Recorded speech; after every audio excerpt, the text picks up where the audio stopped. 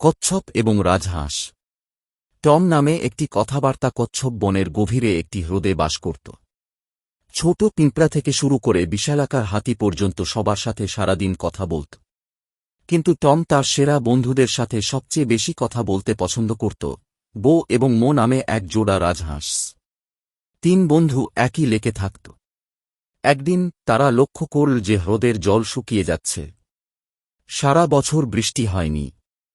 বনের অনেক প্রাণী জলের সন্ধানে বন ছেড়ে চলে যাচ্ছিল। বো এবং মো চলে যাওয়ার সিদ্ধান্ত নিয়েছে। ভারাক্রান্ত হৃদয়ে তারা টমকে বিদায় জানাতে এসেছিল। কিন্তু আপনি কেন বিদায় বলছেন?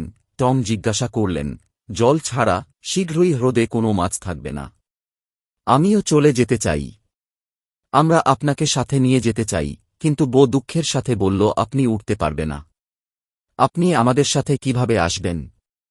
ওহো, এটা কোনো সমস্যা নয়। আমরা শুধু কাঠের একটি বলিষ্ঠ গুড়ি খুঁজে বের করতে হবে। আপনি আপনার মুখ দিয়ে কাঠ চেপে ধরবেন। এইভাবে আমরা সবাই একসাথে চলে যেতে পারি, টম বলল। মো চিন্তিত দেখাচ্ছিল। এটি একটি সুন্দর পরিকল্পনা। কিন্তু টম, আপনি কথা বলতে ভালোবাসেন। আমরা যখন বাতাসে থাকি তখন আপনি আপনার মুখ খুলতে পারবেন না। টম হেসেছিল। যখন গুরুত্বপূর্ণ হয় আমি চুপ থাকতে পারি। চল সবাই যাই। এটা একটা অ্যাডভেঞ্চার হবে। 3 বন্ধু পরদিন সকালে চলে গেল। টম উত্তেজিত ছিল। তিনি সারা জীবন মাটিতে কাটিয়েছেন। এখন সে অনেক উঁচু থেকে পাহাড় দেখতে পেল। এমনকি লম্বা হাতিগুলোকেও আকাশ থেকে ছোট দেখাচ্ছিল। তিনি তার বন্ধুদের সাথে এই সব আলোচনা করতে চেয়েছিলেন, কিন্তু মোর কথা মনে রেখে তিনি মুখ বন্ধ করে রেখেছিলেন। শীঘ্রই 3 জন একটি গ্রামের উপর দিয়ে চলে গেল। গ্রামবাসীরা এর আগেও রাজহাঁসকে উঠতে দেখেছিল, কিন্তু তারা কখনই তাদের ঠোঁটের মাঝে কাঠের গুড়ি নিয়ে রাজহাঁসকে উঠতে দেখেনি। এটা কি? গ্রামবাসীরা চিৎকার করে উঠল। ওটা কি একটা বল তারা নিয়ে যাচ্ছে? একজন গ্রামবাসীকে জিজ্ঞেস করলেন। না না, এটা একটা জামাকাপড়, আরেকজন চেঁচিয়ে উঠল। আরে, জামাকাপড় দিয়ে কি করবে? আরেকজন হেসে উঠল। টম বিভ্রান্ত ছিল।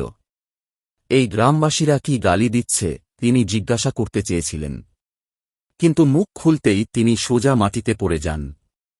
একটি পাথরের উপর তার মাথা আঘাত করে এবং অজ্ঞান হয়ে পড়ে।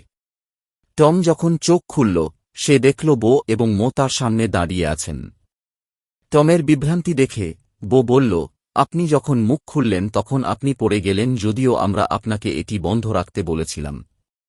মো বলেছেন। গ্রামবাসী সদয় ছিল।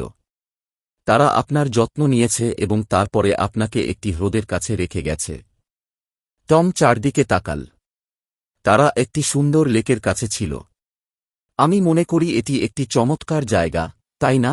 মো টমকে জিজ্ঞেস করল। কিন্তু টম তার পাঠ শিখেছে। সে শুধু মুখ না খুলে মাথা নাড়ল।